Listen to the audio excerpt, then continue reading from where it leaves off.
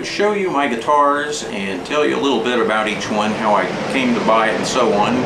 And this being the first video, we'll start with how I got into guitar. When I was about 6 or 7 years old, I had a cousin in his early teens up in Chattanooga, Tennessee, and he would give me his scratched and chipped Kiss albums. These were the vinyl albums that he had somehow scratched up or something. So he'd give them to me when we went up there to visit, and I was blown away. And man, Ace Frehley was right away my favorite one. And I started telling my parents, "You've got to get me a guitar for Christmas. I'm getting in on this." So this isn't the guitar that I got. This one was later, much later, and a major upgrade. Actually, the first one I got when I was 6 or 7 was this one, which I'm not sure this was actually meant to be a serious guitar. I think this is actually like a wall hanging that they got out of the, I think the JCPenney or Sears catalog, but this is my first one. And I played it Christmas afternoon and put it away. Until a few years later when I was more like 8, 9, 10 years old. Then my dad and my uncle were buying a lot of country singles and some country albums, and I found Waylon Jennings. Man, that was my guy. The old Waylon album in particular that had Lucille and Lukenbach, Texas. I saw that, I said, I'm getting back into guitar. So at the local middle school, they had a 6-week summer program where you could go take lessons and learn your first chords. And I did that, and I won the certificate for most improved in the class on this guitar.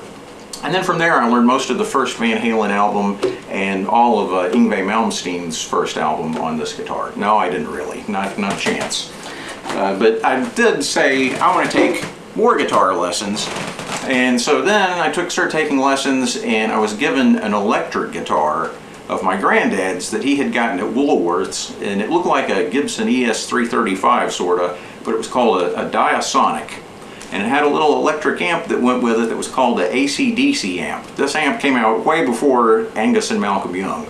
And I was thrilled to get that, and I started taking lessons at a music store on the Diasonic, but the guitar teacher told my dad that he really thought that guitar was a hunk of junk for whatever reason, which I think it was alright. But anyhow, so the next one I got, I was probably about 10 or 11 by this time, and I got this, the Yamaha SJ-180 acoustic.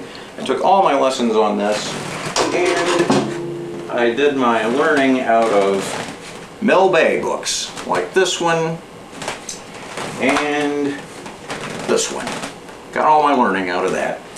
And then I was playing this, and then I started, then Def Leppard, Rat, Quiet Riot, all those people were coming up on MTV. It's what my friends were into, everybody at school, so I said, I need an electric guitar again, like a real one.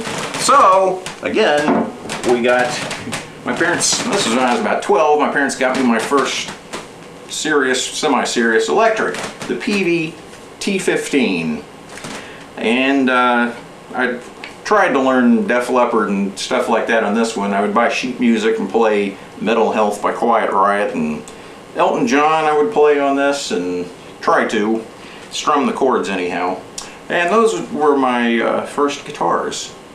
And there's more to come in the next video, which will feature a big upgrade, a Gibson Les Paul Standard. Thanks for watching.